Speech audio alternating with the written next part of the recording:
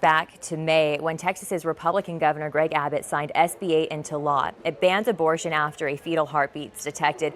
That could be as early as 6 weeks, when many women don't even know they're pregnant. It does not make exceptions for rape or incest. And what makes this different than other anti-abortion laws is that private citizens are the ones who enforce it. So a friend or coworker or family member of someone who gets an abortion can sue the abortion clinic or anyone who helped make the abortion possible, like the driver to the clinic.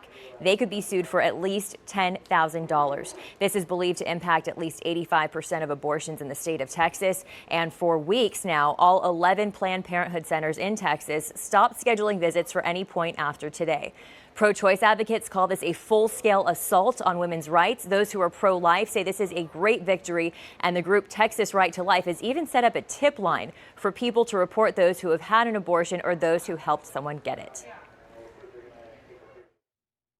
Simply donating to places like Planned Parenthood count as aiding and abetting an abortion. I've been a social worker for 20 years now.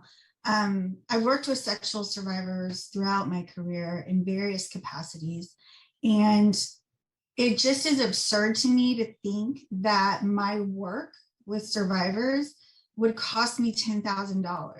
Well, we want to save babies, and the thought that this may not be an abortion week.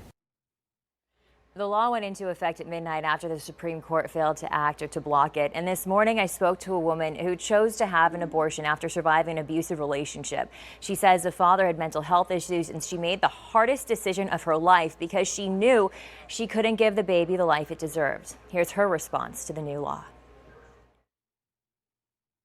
Having a father who potentially isn't fit to raise a child at that time, or a mother who can't necessarily support that child, and forcing someone to do that when they're not able doesn't seem fair.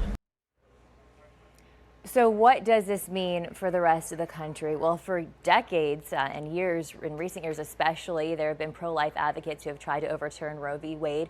What this law does is it gives another pathway for red states to try to find a loophole to ban abortion rights. I'm Christina Pascucci reporting from News Center. I'll send it back to you guys in the studio.